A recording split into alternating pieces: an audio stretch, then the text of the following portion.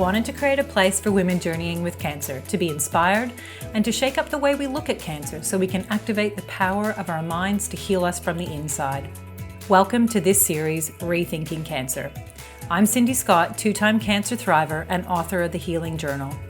This series is sponsored by Evolving Women, an online healing sanctuary for women journeying with cancer. You can find them at evolvingwomen.co.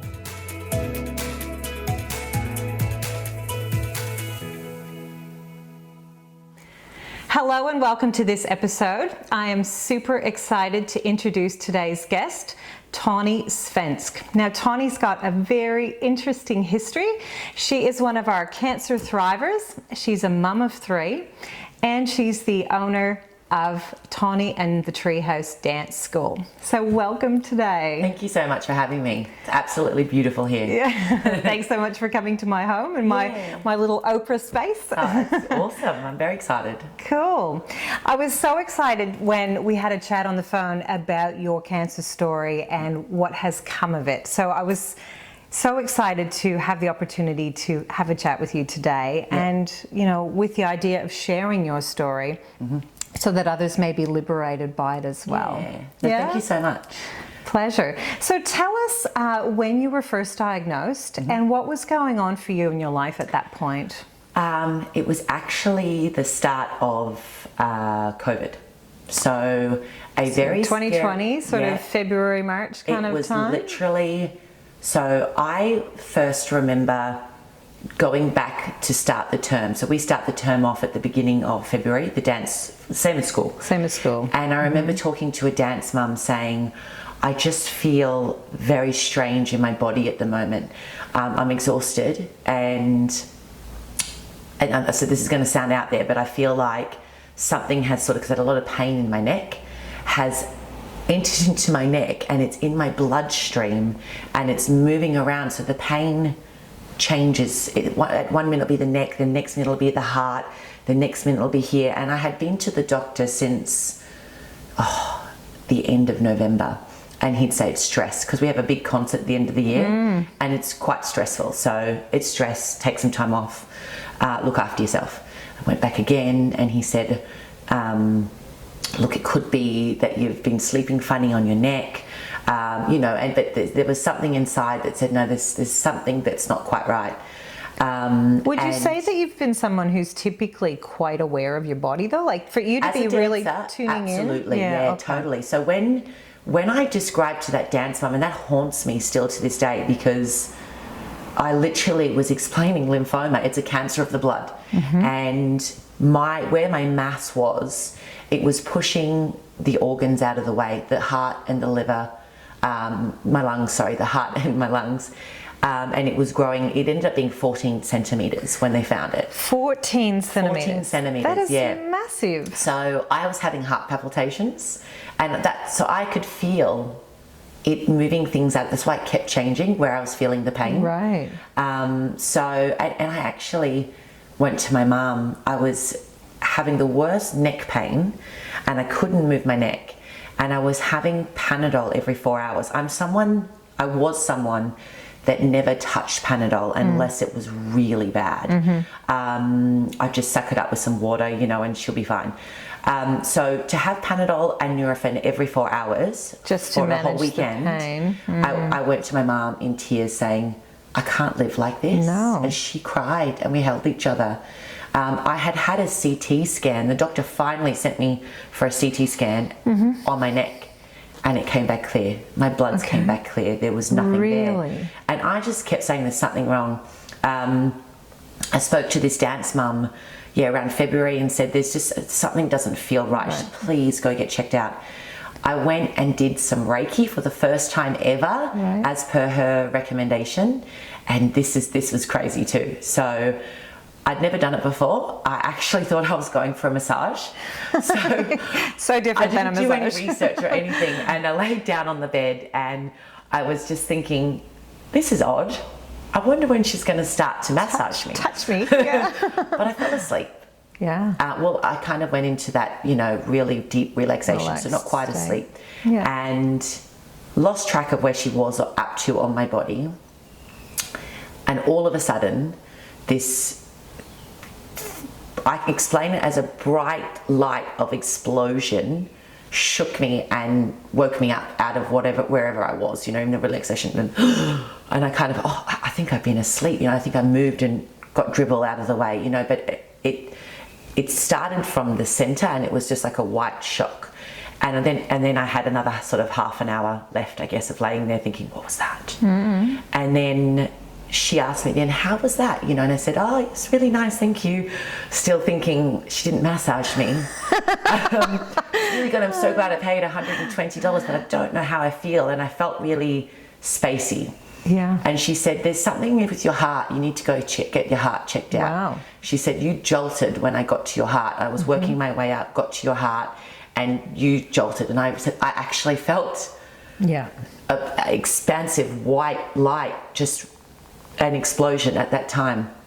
And she said, please, will you go get your heart checked out? Right. And I went away just a little bit afraid, but also relaxed, and I felt really good. Reiki, I do now really love now that I understand it. Now that you're not expecting a massage. Now that I understand it. So again, okay, so I've got, something's not quite right, and I'm getting afraid. And then this is all building up, and it was March, like the 16th of March or something, just before my daughter's birthday. I had a night, I came home from teaching the students on a Saturday. I'm always exhausted at the end of a Saturday, so exhausted, more Panadol all than day, usual. and I started to get a fever. So I put myself to bed at about 6 o'clock, and I sweat the whole night, blankets on, blankets off, and it was obviously the night sweats. I thought I was coming down with COVID. Yes, well at that time you would have. have. Sweats, Yeah. fevers. Yeah. So I woke myself up at 6 a.m. and took myself straight to hospital. And I was having heart palpitations at the same time. So I'm like, I've got COVID. Drove in to the emergency, went straight up to the lady, but something, I think I told you this before, something clicked, and I knew I was going to discover something else, and I knew it wasn't COVID. And I started to, I guess, have a panic attack. I'm not sure, but I feel like it was my mass, that it was saying, finally, you found me, finally. And it started to get very intense, the pain. So what started out was, I think I had COVID. They started to put the masks on and get me away from everybody. Right. Then turned into, she's having a heart attack. So then they took me straight into emergency, put the machines all over my heart to listen to my heart. They gave me some morphine because the pain was so intense. I now know it was Marilyn, my mass, just doing her last. You've given her a name. I gave her a name. She was Marilyn from the get-go. And she was just doing her last performance, I guess. Well, it was a performance. Pay attention, listen pay to me. attention. You finally found me. I've been trying to get your attention for so long, and you finally found me. And the heart was fine. There's nothing wrong with my heart. Then they said, we've got to go have a look at her lungs and just see what's going on, and do a scan. And they wheeled me off to the X-ray, and I burst into tears because I knew they're going to find something. And the X-ray guy was looking at me like, it's not painful, you'll be okay. I was hysterically crying. I just knew there was this. Well, it sounds like there was a lead up to, like, for several months before this point, you were really quick, already thinking something's not right. Do you know what? I remember a night, September, the previous year, crying in my husband's arms, saying, I don't want to die young like my dad. For those, well, I guess we might get to it. My dad died when I was 16 of stomach cancer. My mum has had cancer twice. My grandfather passed of cancer. We've got a terrible, terrible history of cancer in the family. In both all sides. All unrelated. Different types of cancer. Yeah, definitely. So it's just a freak of nature with us all. And that's evidence enough for me as how are we living? What are we doing? Absolutely. Yeah. So, yeah, I remember crying in my husband's arms, just saying, I don't want to die young like my father. I'm really scared.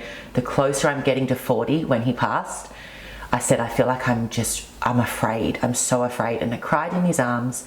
Felt really good to let that out. But that was kind of the turning point, and I kind of was living with this pain and this awkwardness kind of since then. I think it had started to grow for a while, and I honestly believe it's my fear and my need of control that started to make it grow. Manifest. Absolutely, totally believe that. But yeah, so they did the X-ray, and I just broke down having that X-ray.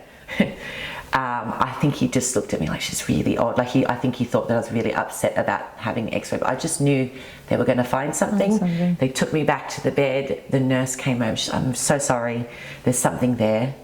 And then it just changed from that point. They took me to a different room, which was obviously now we need to explore what this is. She said it could be a number of things. It might just be fluid that we can see in the scan. But I knew, and I called my mum and my husband, and we all knew. Like intuitively, you knew. Totally knew. But at that same time of that, oh my gosh, I knew this. I had that feeling of, I knew this so much that I've created this. Like I knew I was going to get cancer because my dad did, but I think I did that. I think I have created that. I can relate to that too. I can get rid of this. Yes, correct. So it was this combination of, you knew you were going to get it, and now I can get rid of it. That's right. Your body created it, so your body can actually heal it as well. Absolutely, 100%. So I felt that from the get-go. So when my mum and my husband and my sister came in to see me in the hospital, and it was the start of COVID, so they're like, only one at a time can come. Oh, of course. Please, she's been told that there's possibly a tumour inside of her. They'd let them all come up to me and see me. And I was reassured. They were a mess. And I was saying, it's okay, guys. I got this. It's okay. It's okay. Wow. Right. So it was almost a surrendering straight up. Like you had all this emotion around, they finally found it. Marilyn. Yeah. And then there was this surrendering to, I know I've got this. Yeah. I know I can actually heal this. I started my Instagram that very next night, laying in my hospital bed in this darkness, because don't get me wrong, I have felt that way, but I've also felt the negative in the darkness. And which is a normal part of processing this. Absolutely. But there was also, it's almost like I saw two outcomes. What am I going to pick up? Am I going to pick up, poor me, everyone's in my family's had cancer, you knew you'd get it, and that heaviness and the darkness? Or am I going to pick up, okay, this is my next adventure that I'm on right now, and yeah, I'll do it. I'll get through it. So there was there's fighter in you, this survivor in you. It was like, I'm going to beat this. I said, find out what it is as soon as possible. Even when I was in the hospital for 4 days while they were doing tests on me. Everything. They did everything. They did a biopsy straight into it. They did the lumbar. They did everything. And then they sent me home and said it could be one of 4 things. I did not want to know what they were. My sister was doing research and asked, don't, just leave it. Overwhelm I'm just you. leaving it. I'm going home. It's my daughter's birthday. I was so happy to be let out the day before my daughter's 4th birthday. And I got home and they literally called me up an hour into being there, and I will never forget it. And it was the doctor, and she said, I'm so sorry, Tan, it is lymphoma, and you've got to come in now because it is so big and it has grown big really quickly, and it was resting. The reason why I had the heart attack sort of symptoms was because it was pushing on my main heart artery, and they did not want to let it grow any bigger. And I actually pleaded with them to let me stay and have my daughter's birthday. I was more upset, I think, about missing her birthday than having lymphoma. I was like, no, it's got to wait. I'm having my daughter's birthday. But at the same time, it was also like, yes, okay, I know what it is right now, and I have got a plan to start to get rid of it. awesome. I was actually really excited to start chemo. I think one of my first posts was a picture of me like on my way to chemo. Yay, I can't wait to start this, to be rid of this. Yeah. And I knew that there's a big journey ahead for me to figure out why. And I straight away I felt, have to figure this out, but I have to do what the doctors are telling me first. Yeah. So straight back in onto the steroids in preparation for chemo, and had the PICC line put in, and then we just had my daughter's birthday when I came back home after that first round of chemo. So casting your mind back, where were you at in your life? So you had 3 children. Yep. You had your busy business happening. Yep. And so I guess take us through what was going on for you around all the other bits that were going on in your life and the responsibilities that you had. Well, I think a lot of people out there probably can relate to this. 3 children, trying to run a business, trying to be mum, a good friend, a good daughter, a good wife, clean house, everything. Keep it all going. To keep it all going, and then more on the top, you know, it was exhausting. It was absolutely exhausting. My life was chaotic. It was probably already chaotic. That's what I'm finding with people. It's like life was already busy and full, and then you've added another layer of complexity on top. Yeah, absolutely. So did you continue working, or were you able to take some downtime for treatment? I was in a position, so I had a dance school. I was really lucky to have been able to, I had the most incredible team of teachers working with me, and we all jumped in and we put all our classes on Zoom, and because of COVID as well. Because of COVID, everything went into lockdown. Yeah. So I was able to, I didn't have any rent. They could stop my rent for me because I hired out community centres. So that was a pressure that was sort of taken off. And then a lot of my team rallied behind me and did their classes on Zoom. Even, you know, their kids were not really into it, but they were wanting to support me through this. So I was incredibly blessed. Beautiful. And I was umming and ahhing about whether I would jump on and teach. I was really afraid of what the kids would think of me with no hair, because that happened quite quick. I started to lose it, I think, the second round. Yeah, it was pretty quick for me as well. It's quick, isn't it? Yeah. And it would come out in just chunks. You just, you saw your pillow and then you'd go look in the mirror and just put your hands and a whole heap would fall out. And my little daughter, she just turned 4, she was watching me and she said, "Why are you pulling out your hair, Mummy?" And, that was my heart, oh my gosh. And I came out to my mum and my husband and said, "Get everyone here this afternoon. I am shaving my head and we're making it fun." Yeah, good. I'm going to take control over chemo. I'm in charge today. I'm not going to let chemo decide and do this for me and let my little girl look at me like that. Good on you. So it was COVID, so my sister was peering over the fence and cheering me on, and I got the kids to cover my head in glitter, and my husband shaved it off. And beautiful. It was awesome. It was so amazing. If you're on Instagram, go and have a look at my pictures, because I'll put your it was your really socials special. up on And my little girl, she couldn't stop looking at me, and she had her hand on my face and she was saying, "You're so beautiful, you look like an LOL." Because she literally covered, there was glitter in the house for months after. But how cool is this? So I'll keep talking about fear being the reason I think my lymphoma was allowed to grow. And one of my biggest fears, apart from dying and cancer, was snakes inside my home. And we live on an acre in Benogan, and they're there. I know that they're there. Of course. And we'd had this little rubber snake in our house. It was a toy, and I just kept seeing it, and it would move spots around the house because the kids would play with it. I said, one day there's going to be a real one in here, and I'm going to think it's a toy, and I'm going to step on it. And so I gathered everybody, we got all the glitters and all the paints ready, and My sister had arrived. Okay, it's time to do my hair. I got the clippers, walked through the house and headed outside to do the shaving. Guess what was in my house? It wasn't the plastic snake. Yeah. In my house.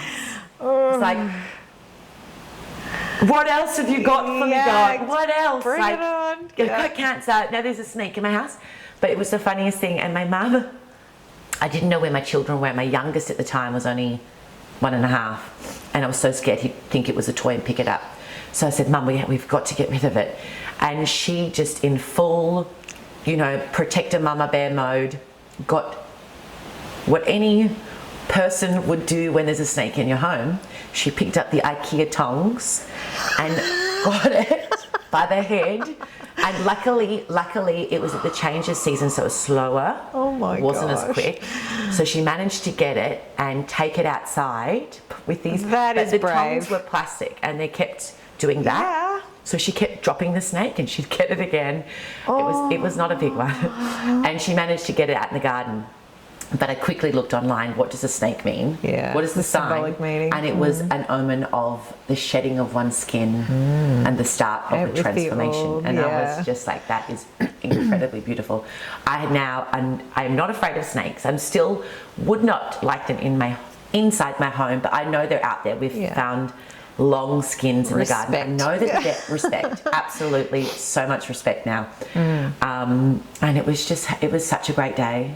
I will never say that the day to remove my hair would be the most wonderful, magical moment of my life. It sounds to me like you took back your power, like you were very sovereign about, well, hang on, I'm going to take control here and I'm going to have my hair fall out on my terms. Like I'm going to cut it and colour it and do whatever. See that photo and I felt like a queen. Like I felt very sovereign. Empowered and Beautiful. My hair gone, which would have been a frightful thing. And him buzzing it off, I was scared. But afterwards, and seeing my daughter and the snake and everything, I just felt empowered and I felt so strong. Amazing. Yeah, and it was such a highlight. So I'm not sure everyone would describe that sort of early stage of being diagnosed and straight into chemo as feeling strong. So I'm curious to know, what were you making cancer mean for you? Like, why was it showing up for you and how were you actually able to be so strong? I think my mum and my dad and my nan and my pop, 100%. So Dad had stomach cancer. They thought it was ulcers. They opened him up. They put him back together. And then when he came to, they said, buy a Ferrari, you'll never pay it off. You've got 6 weeks. And he was the most, I know everyone says this about their dads, the most incredible human being ever.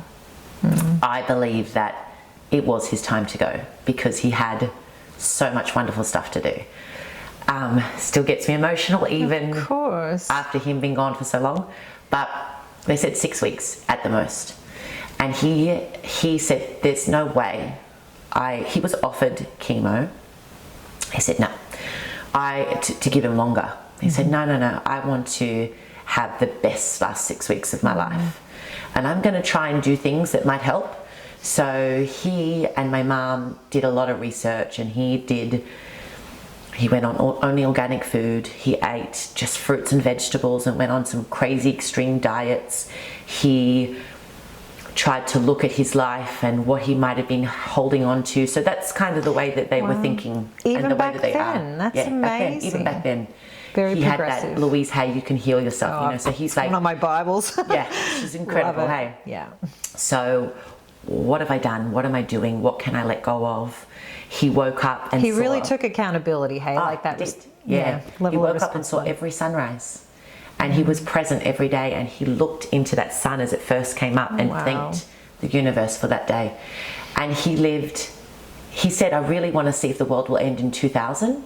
It was 1999 that he was diagnosed and he really wanted to see if we were all going to go. Oh, the Y2K stuff. So he's like, hey, we might all go. Yeah. So I want to, and so they said, you won't make it that long, it's 6 weeks, And he said, no, I will see if the world will end.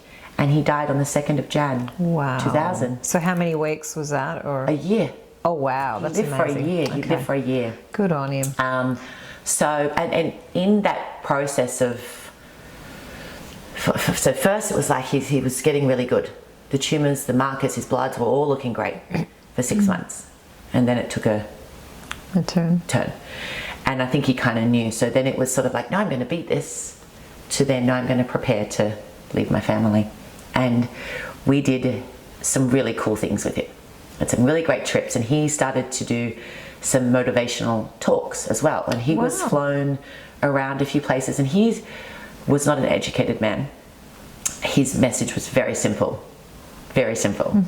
I love this one. He used to start his talk off with, in the race of life, millions of swimmers jumped off their, leapt, like we're on a race. The race for life, right? I can't get the wording right. So excuse me if I get it wrong. So they're on the starting blocks and it's a race for life. There's millions of swimmers. And out of all those swimmers, you made it. And you did it in the dark. And that's how he started his talk. And it was an incredible speech that he used to give, but it was very simple. It was just, you are unique. What are the chances that you are the sperm that made it? Exactly. And you are the one that's here. Yeah. And that's incredible. So I guess, he did his talk. We went along, we listened to him. We did these things that we called snot sessions. We'd sit around as a family at the table, whether we wanted to or not. I was a moody teenager and really didn't want to be sitting there and doing this, but I was forced to. And one by one, we would just start off with what's bothering us. And it would always end up with lots of tears and each one of us sharing how we were really feeling. Lots of boogers and snots and tissues. And then we would take the pile of snotty tissues outside and burn them and let them go and just be together. How freeing. It was good. It's really good. So many families need that. Oh, everyone needs a snot session. Everyone. And people will like, no, I'm not doing that. No. We were always the ones that were like, nah, because you knew you were going to cry and you just, the energy and needed to cry. But containing that emotion is so bad for us. And especially as children too. It takes so much energy to repress, doesn't it? Yeah. So I guess he was a huge inspiration. Quite an inspiration, to me. Yeah. Absolutely. And then Mum got diagnosed a year later with breast cancer. I was overseas at the time, and I was not there for her during that. She actually never told anyone. Oh, right. She actually went through it because, like me, when she was told she had breast cancer, she felt like she had done it to herself out of grief. And out of punishment because she survived and my dad didn't. So she knew she would overcome it. So it wasn't till I came home like 3 years later that she told me she went through it. Wow. I was living in Paris and I didn't come home and we didn't have phones or anything like that. I didn't know. My brother and sister didn't know. My nan didn't know. No one. She hid it. Wow. Yeah, she just felt like, she felt, I guess, a little bit ashamed. Like she'd made this happen.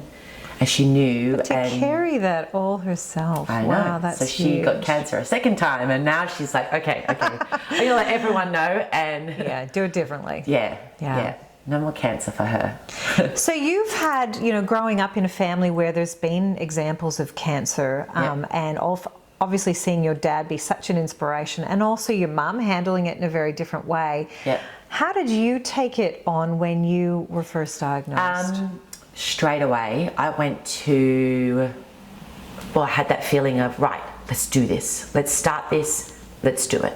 I can do this. I got this. This is why. You were in the driver's seat from the get-go. Right from the get-go. Okay. And it was actually, I had stumbled across It's Not Kate's Time Instagram. Someone told me, go have a look at her. She was given the worst diagnosis and she's alive, and she's thriving.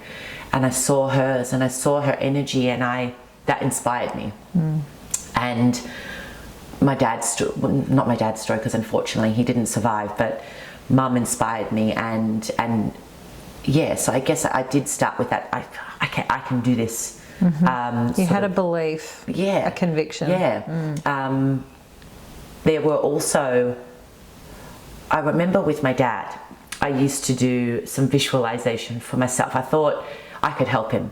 And I used to think of the cancer as this like a black tar that was evil that was in his body, and I would wish it away. And I thought if I could use my mind, I could help him, you know. And I do remember the night that they were giving me the steroids to start me for the chemo. I was like, right, okay, let's start some mind work as well. And I went straight to that cancer, and you're going to kill it, and we're going to get rid of it. And you see so many people, are we allowed to use bad language? Sure. Yeah. You know, the fuck cancer. Yeah. You know, they've got it on The a whole hat, they're wearing a movement. shirt, they're proud. Yes. You know, it's evil. It's soul destroying and whatnot. And I went there and I was like, yep, I'm going to kick it. I'm going to destroy it. I'm going to kill it. I'm going to smash it. And it felt so wrong. It's like my dad popped up in my head and said, you did that for me, and look how it turned out for me. It didn't work. Yeah. And immediately I pulled myself away and went, yeah, that's not going to work for me. It's not the approach. That is not how you get rid of cancer. You can't meet cancer with anger and like this, I'm going to crush you. I saw that on your website, and I totally agree. Yeah, no. And it came to me, I don't know where from, Dad. It just came that I need to love her away. So when I called her Marilyn, Beautiful. She's beautiful. She's misunderstood. She was treated poorly. She has. Give me goosebumps. But it just says like she's Marilyn, and there's that song, I wanna be loved by you, just you. She was singing that to me. Wow. She just needed me to love her, and she would leave.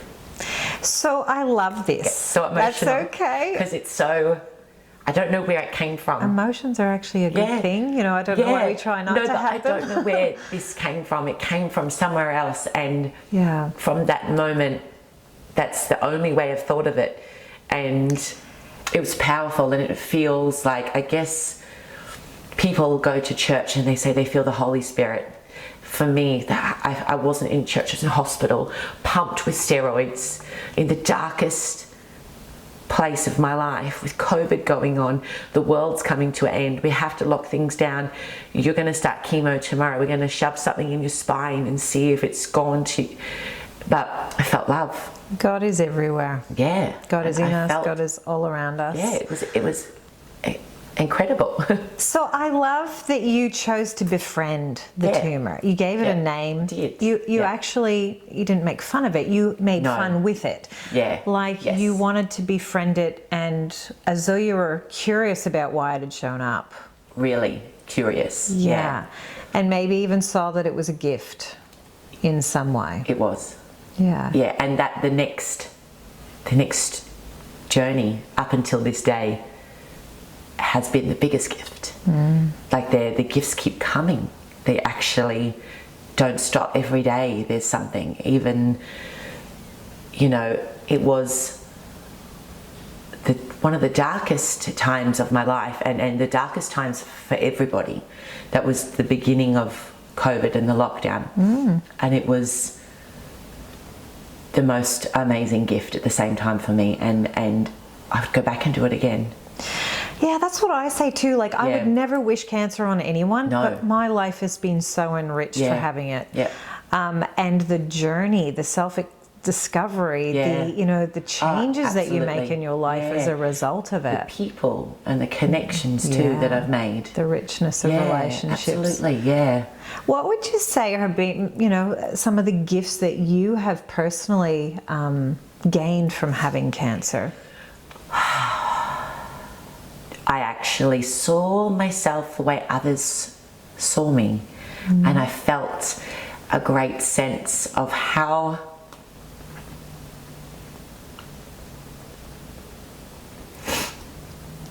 it's okay.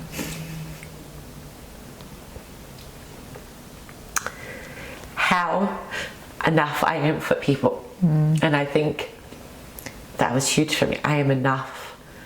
Just as what you I'm doing is enough. Yeah, beautiful. Louise Hay says lymphoma is perfectionism. I am not a perfectionist. I am we'll do it the night before and we'll wing it kind of person. I wake up and I rarely do my hair. This is good for me. Beautiful. Bit of makeup. I'm not a perfectionist, but in my need to please everybody. Yeah. And my need to be the perfect human for everyone, the perfect mum for my kids, the perfect wife, daughter. Whoa, I never felt like I am enough. Yes. Constantly giving of myself, people pleasing, because it didn't feel enough. Yeah. I don't feel that anymore. I think that's the greatest. That too. It's a worthiness thing, isn't it? And there's this perpetual striving, like I'm not enough, and thus I need to keep doing more. And I just realized simply just being who I am, reconnecting and finding Tahnee again, because I realized when my father passed away that I stepped into his shoes and I was him for everybody that lost him. And I have rediscovered that just Tahnee is enough. Yeah. So, yeah. That is a that was a beautiful massive gift to just take that pressure off myself. Yeah. And there were lots of other wonderful gifts too. Just, the outpouring of love from people that I'm surrounded by, and even strangers as well. And just, I don't know, there were so many. Love. Yeah. Yeah. That you matter, really. Yes. Like it felt to me, that's how I experienced it, was like, wow, all these people have shown up to love me and support me and hold space for me. And I thought, I didn't want to be a burden or in anyone's way, but all of a sudden I felt like, well, I do matter, that people do care. Yeah. You're like, wow, okay. Yeah, no, definitely. And I think, another big gift was to just pause and I ask myself those really difficult questions, and to discover the answer to those, I think has been the best gift. Yeah. The personal work, I think that's been an incredible gift. I would have just kept living my life. I would have kept doing the working and cleaning the house and the kids and just kept going and just forgetting to reconnect. It's almost like living on autopilot, isn't it? It's like you're just going through the motions. Whereas I think cancer wakens you to, hang on, there's another deeper layer of living. You're not living the way you were supposed to live this life, Tahnee. Yeah. You're not living it the way you were born to. So adjust, figure out what's going on, and start again. So it's kind of like a realignment, isn't it? It's like maybe I was off course and I just needed to be tweaked a little bit to get me back on course. Yeah. Yep. Great. I'm curious then, I mean, obviously you've had quite a journey of treatment. How long did that last for you? I did 6 rounds of RCHOP. They did them every 3 weeks. No, 2 weeks. We did them every 2 weeks. So it was quite quick. I think they wanted to slam it quickly. It was every 2 weeks. The tumour down. And the halfway scan said probable remission. It was shrinking really nicely. The end of the 6 weeks, the 6 rounds of RCHOP, they said, oh, it's slowed down a little. We'll assess in some time. And it was sort of like you've been given this, you won the lottery. And then a few months later, oops, sorry, we've made a mistake. We have to rethink that. So it was a bit crushing. I felt like I was doing really well and doing really well with my self-work. I went completely organic, really worked with Katrina Ellis on my diet and what she believed would really help me through chemo. I smashed chemo. I mean, it was awful, absolutely awful at times. It is. But I was able to teach online for my students. Good on and that really helped me get through it. So I think diet played a massive part. And what I was not putting in my mouth as well. So no alcohol, even though I love a glass of wine. I really took all of that away during chemo and really concentrated on it. So at the end of that was just sort of like, oh man. And then they wanted to see me at Christmas time to decide whether they would do any further treatment. I decided just to continue what I was doing, but just live my life. I did change a lot up, and a lot of the work I was doing on myself, I really focused on that for that time during chemo, but then at the end of that I just sort of let it become more natural and more organic. So if I felt like a glass of wine, I'd have it. Sort of took that pressure off, but still did the work. but it sort of took that pressure off a little bit. And then it was at Christmas time, they decided that they wanted to do radiation. It just wasn't budging to their numbers so that they could give me remission. Yeah. I really didn't want to do radiation, but they said that the risk was now. The risk was now. It was a greater risk now to get rid of it now than to wait and see what happened, or a possible secondary cancer from radiation. The greater risk was right now. So we did 20 rounds of radiation. Wow. On my chest, and then at the end of that, I guess I kind of had a shift. All the way through my treatment, I was on that seeing Katrina Ellis, who was very Eastern, let's try this, let's try that, let's try everything. Yeah.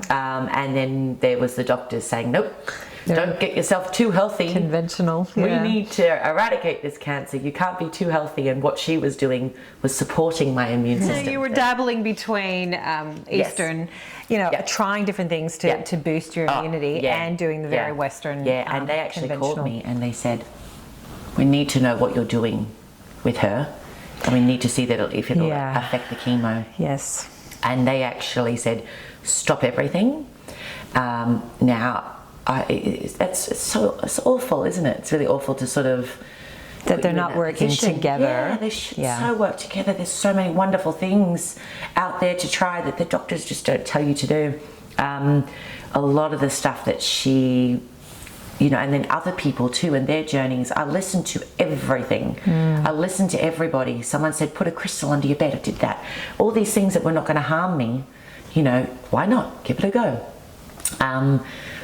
But I really, really let my intuition, number one, from the start. I remember my husband, he's a incredible cocktail maker. Oh, and we're in lockdown, there's nowhere to be, you've gone through a cancer diagnosis. Do you want a mojito? And I said, yeah, make me a mojito. Sitting outside, I felt like something sort of cool and refreshing. Foods were tasting weird. And there was just something, I took a sip, that something just jumped in my head and said, don't drink alcohol. And sugar. Yeah, actually, I really don't need this. And I really, really listened to those little head voice that popped in my head. You really tune into your intuition, which is amazing. Yeah, really, your body really wisdom. Yeah. So when they called me and said, don't do this, this, this, and this, and this, we think it might interfere with the chemo, and she had given me this plan, I just sat there and said, you know what? I am going to do this, and I'm going to do this, and I'm going to do that. And that came from somewhere else. Love and I picked what I decided I wanted to do. And when the chemo was finished, the ones that they thought may interfere, like the high dose vitamin C and things like that, I would just do it the day after chemo. They were worried that it may affect the chemo going, so I would do it after. Right. So you took a real lead role in your treatment journey, and you decided what was going to be right for you. I listened to what everybody said. Yeah. I listened to the doctor, and I listened to everybody and their advice, but I listened to what my gut said. This is what will work for you. Definitely. So that's another gift of cancer as well. I think the fact that you tuned in even more and you honoured that. Yep, for sure. And I think it's what helped me get through it with minor side effects. I still had some not so nice ones, but it wasn't as severe as what some people have. I was able to still wake up and teach those beautiful kids online, so that's fantastic. Incredible. One of the things I'm curious about is, I know when I was diagnosed, I've been diagnosed twice now, that I felt that conventional medicine was very much, this is the path that we're going to take you on, this is a prescribed sort of treatment plan, but there were some things missing in the way that they offered support, and I just wondered, did you find that? What was missing for you? Oh, absolutely. Now, I'm now 2 years, just gone 2 years March actually. We're the same time frame, by the way. Yep, I was diagnosed in Feb 2020. Really? And so it's 2 years and a little bit for me too. Okay. Yeah. And I have just found out I am in remission. I did say congratulations. thank you. Although all along after having the radiation, I did say, look, I don't need to hear it anymore. I'm taking that pressure off. Yeah. I don't care if I don't get remission.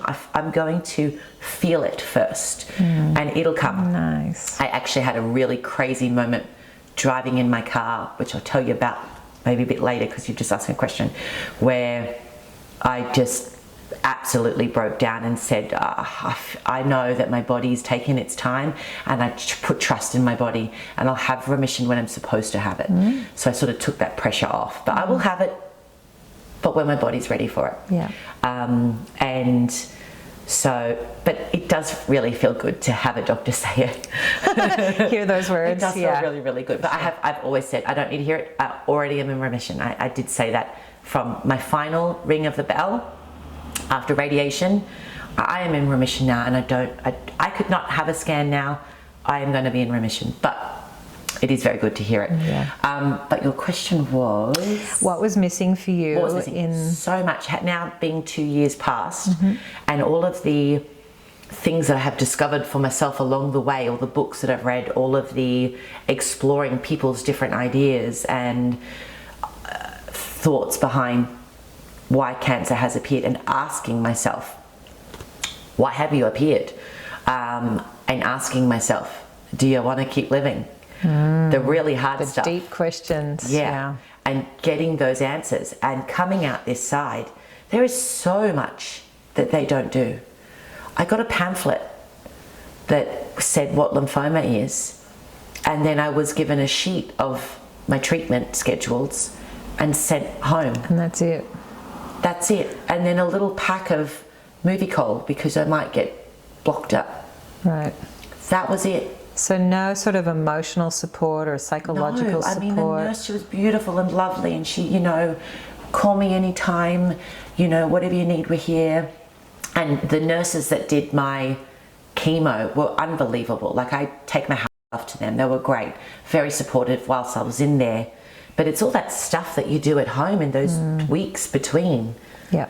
What do I do? And the fact that I was trying to explore different ways, and they shut it down because they've been told, they're not very open-minded. this is what the textbook says. Everybody's cancer is completely different, and I feel like I'm lucky that I figured out why mine was allowed to grow. And I think by figuring out why, which I think is very fear-based, I faced fear, definitely faced it, and I've really let that go. I feel like I have found my individual cure. I feel like everybody's is completely different, and what has worked for me will not work for somebody else. That's right. But if they can do the work on themselves, and if they can ask themselves those really difficult questions and maybe figure out why cancer why has it shown up? What do I need to change and fix it, and not just say you fixed it. There's a very big difference, because I told the world, I got this, I can do this, but there was a different feeling going on inside a lot of the time. And it wasn't till I finally got that answer for myself, do you want to keep living? When I finally did receive that answer, not from the head voice that said, of course you do, of course you do, but from my gut. Yeah, that sort of embodied feeling, like, do I really want to? Do I really want to? Because I was exhausted. Yeah. And when I got that answer, which was hell yeah. Yes. It all just sort of changed from there. It all really really did change. And I am so I called up one of my lymphoma nurses and said, what can we do to change? Not that what you guys do is not great, but to change it up completely. I feel like newly diagnosed people need to know, like, they need your book. They need straight to know. away, everybody needs that book. They need it. They need to know that there is so much more that you can do. There is so much more support. I found beautiful support groups online. Just tapping into yourself, having conversations with yourself, and journaling and writing down and crying and allowing that expression, forgiving yourself and looking at withheld emotions and letting them go. There is so much more that you can do. There is so much more. And it frustrates me that they just send you home with what you've got, what your diagnosis is, what stage you're at, and off you go. I felt for me, particularly my second time through, because it was a much more aggressive cancer and required a longer treatment. Yeah. There was such a spiritual growth opportunity in it. Like, I grew so much in myself because I actually took pause and got curious about why cancer had shown up for me. So I really met it with, what is the message you have for me? Yeah. And then, you know, the other questions were, what do I need to let go of? Yeah. And how do I want to live my best life? Like, what is important to me going forward? Yep. Those were so powerful. Yeah. It's almost like you have got to this fork road. There's a stop sign. Stop. The way you're living now is not working. Ain't working. And I wish that the doctor almost said to you, you know, they come in like, I'm so sorry. You know, you have cancer. I hate to say this, but you have cancer. It should be, okay. We've found something. We want you to look at how you're living your life. We're going to give you some medicine that may help, but you need to also help yourself and do some work, because this has shown up in your life. Like, if a doctor had said that to us, it's shown up, and you can go whichever way you want from here. There are many paths that you can go down right now. It's up to you which one you want to go down. I mean, it's very difficult. There are people that have been giving a really awful diagnosis that is really hard, you know, but miracles have happened, and they do happen. They do happen. They do really happen. Imagine if a doctor did that. Imagine if they... Yeah, I love the way you've just described that. It's like there's many pathways you can choose, and it's really up to you. Absolutely. Life's giving you a bit of a wake-up call, and you can make some choices here. If you say, I'm tired, I'm done, that's okay. That is okay if you decide that. That is so fine. And I think that it took me a long time to get there, and actually took me reading Anita Morjani's Dying to Be Me. Great book. And I read that book. She had lymphoma, so that resonated with me, and she died, and she came back. And that is such an important book to read. Really, really is, isn't it? Because it took away the fear of death for me. Yeah. And I actually had an incredible experience. This is where some of your viewers might go, woo woo, she's a little cray cray. But I love it. But I actually totally connected with my dad. And I know... Yeah, even though he's passed. Even though he has long passed. And I know that there is... When we die, that is not the end. I know that. I know. I have connected with him. I had an incredible experience. It was amazing. And he was there. And he came back. He came back for half an hour for me, and he was present, and he was beside me, and I felt him, and it was, I am just getting like, I've got goosebumps. It was amazing, and I know that there is another adventure on the other side, so I'm no longer afraid anymore of death. I am excited for the next adventure. I have said to myself and the universe before hearing remission, whatever path is ahead of me right now, I accept, and I'm excited for it. But I do want to, and this is the power of visualizations. I swear, if you have a cancer diagnosis, find an anchor and find a visualization of the future and how you want to see it. Mine's a funny one. I have a 5-year-old daughter, sorry, she's 6 now, and I have said I am open to the universe and whatever my path may be, but I so want to be here. And I visualize holding my daughter's hand and looking at her vagina and telling her to push and seeing her give birth. She's much older, obviously, in my visualization. I hope so. She's not 6 years old, but telling her to push and seeing her give birth. Wow. And I'm there and I see it. And I visualize it, and I go through telling her to breathe, and I see my grandchild be born. And I see that. And anytime I get afraid or have a little fear, like I feel twinges all the time in where my mass is. It's still there. It will never completely disappear. It can't be removed, you know, but I feel it still. I'll do Pilates and I will do something and I'll feel a little twinge. And fear does strike you straight, like, you know, a reminder, it's still there. And when I feel that fear, I go straight to walking her down the aisle or seeing her give birth, and that is my future focused about what is to come, I will and be that here. I will believing see that. it's going to I will happen. be there. Yeah. Yeah. So find your own, whether it's seeing your grandchildren anchor. be born or, you know, whatever it is. Find your own anchor and your own visualizations to draw you back to, no, I will be here. I love that, and that's such a great tip to finish our chat on today. Yeah. Thank you so much for coming and having this chat today. I think it's going to be so valuable to so many people. Even to me, it was a great reflection on my journey as well. Cool. So thank you so much for joining us today. It's been a pleasure having you, and look forward to seeing you in the next episode. Thanks so much for joining us today on Rethinking Cancer. I hope this episode has lifted your spirits. Come and join us again for more inspirational cancer thriver stories, expert interviews, and strategies to live your best life. Who knows, maybe it could be your story next. I'm Cindy Scott. Until we meet again.